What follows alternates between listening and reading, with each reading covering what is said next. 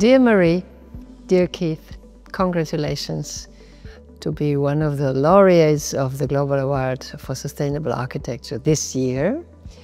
Your professional and pedagogical work blends an experimental design process with the call for community engagement and thus a local empowerment. What is the reaction you could experiment to your active pedagogy approach from your clients, your partners, your stakeholders, but also from your students? For students, they always just want more, right? And so there's this idea that students maybe are, from an outside perspective, people are perhaps scared to let students get involved in the making of things. But in actuality, that's really completely what they're after in their education. They want a concrete education. They want to learn how to make things. They want to learn how to make buildings. We can only take a handful of students, but I think if we could have a whole school of experimentation in that way, the student demand would be there. It's very important to trust the young generations. And we have a lot of faith in our students' capabilities, the capacity to take on projects that are complex, difficult, that require community engagement that they have to nourish. But when you trust their capacity, when you let them lead an initiative, it's very empowering for them. And so I think it's very important, this transmission of empowerment. How was the reaction of your very first, and I know you realized several projects already with community leaders, with stakeholders in French communities. How was this first breaking the ice process? Because it was quite new, I think, as a process for a major in the countryside of France. Tell us about these first experiences. Yeah, France is funny. Particularly because Marie is French, but really she started her practice in the US, right? And so there's this idea of like, in North America or in the US in particular, everything is possible in a way. And so people tend to find ways to make things happen, and they're in the spirit of making things possible. In France, we had an adjustment period to like, even construction site meetings always start with everything that's not possible. So in a pedagogical context, in an academic context, it was really the same, right? And so basically we were told we would wind up in jail if we did this in France. And it starts that way. But what's really interesting in France, culturally speaking, for me as an outsider, now living in France for almost 9 years, I've come to realize that we start with this questioning everything, but then everybody gets on board and everybody's rowing in the same direction, and there's really kind of a big family. And so while there's initial resistance, once you get through answering the hard questions, then everybody gets on board and everybody's there to help. And it's the same in schools as it is on job sites, as it is around the dinner table. I feel anyway, that's my view of France. Inhabitants and community leaders too are very intrigued with thinking about a different way of doing things. Not, going through the usual steps. How are ways that we can engage, the population better? How are ways that we can better answer the needs of the population? And I think when you start to rethink the process of making architecture and making it more of a shared process, it brings a lot of joy to the process. It brings a lot of hope. And so people, even though at first they might be curious but a little scared, it easily catches on. When people realize that this is possible, why aren't we doing this Maybe to make that concrete. The very first project, which was really the core of your question, the mayor of the village of 𝗃 bought in completely, but was also scared.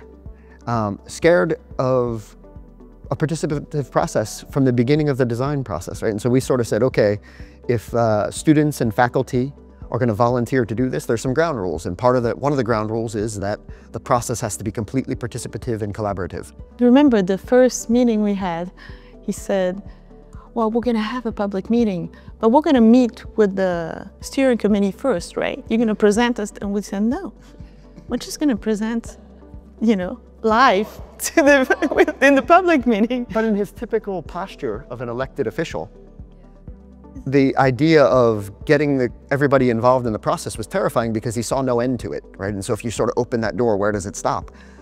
And in actuality, he kind of trusted us and let us do this first meeting and then bought in completely, because he saw that instead of being paralyzing, it was actually completely empowering and operational to have everybody involved. And it was super clear after the very first meeting that the building was going to have a consensus rather than someone for and then someone against. But I think there's also, with the students, as the students being engaged in the community, the students who are future architects, architects in the making, people react to that. It definitely helps the conversations because it is the future generations. So it's them sort of taking charge of the world they're going to live in, right? And so there's sort of in French we have a word bienveillance, which means that you're going to be caring and you're going to be good stewards and you're going to accompany them. And so I think people are more receptive to young generations also because it's kind of easy to think, oh yeah, we'll help them. Maybe they're a little bit idealistic, but then what? Isn't it fun to dream with them? That idealism becomes contagious. Exactly. Mm-hmm. In your region where you are building in France, you use the materials that are nearby, the geo-sourced materials, the possibly bio-sourced materials, and you combine them in this, what we like to call the right tech, so in a way that is simple, with a low-tech basement, let us say, or starting point, but then, of course, opens up to new technologies and to new ways of combining and producing your final work. Would you say that in this next generation that is so willing to get into your pedagogy and to not be anymore closed into academic walls, but to go out to the territory and to meet people and to discuss with people, do they react on this right tech approach, or do you still see this old school of monumental cost what it costs? Oh goodness, no. Yeah. I think our students, particularly the current generation, are so radical about the future in a way that is motivating to us and contagious to everyone around them, which is that the world as they see it needs to change, and change dramatically and change quickly. Whether we talk about ecology and building, whether we talk about economy and finance of building, whether we talk about pay structures or the way that people live and their lives are financed, they want to remake all of it. And it's really interesting, optimistic, empowering, and the process by which we make architecture kind of fits that mold, and they reshape it, if you will, or kind of encourage us to kind of be as radical as possible about it too. And so this idea of an environmentally conscious way of building, the first reaction from communities is that it's going to cost more. Well, if you completely reinvent the economic model of the project, and it's participatory, and it's just using materials that can be found under your feet and around you, all of a sudden, does it really have to cost more? No, it could maybe even cost less. And so there's a question about ecology and economy that are intertwined that are very, very present in the discussion that is on the table with our students and the communities that they work with. A student expects that that's what we're going to teach to them. They don't expect to come to architecture school and learn about, how we built 50 years ago. They understand that something has to change. The works of architects all around the world who work with natural materials,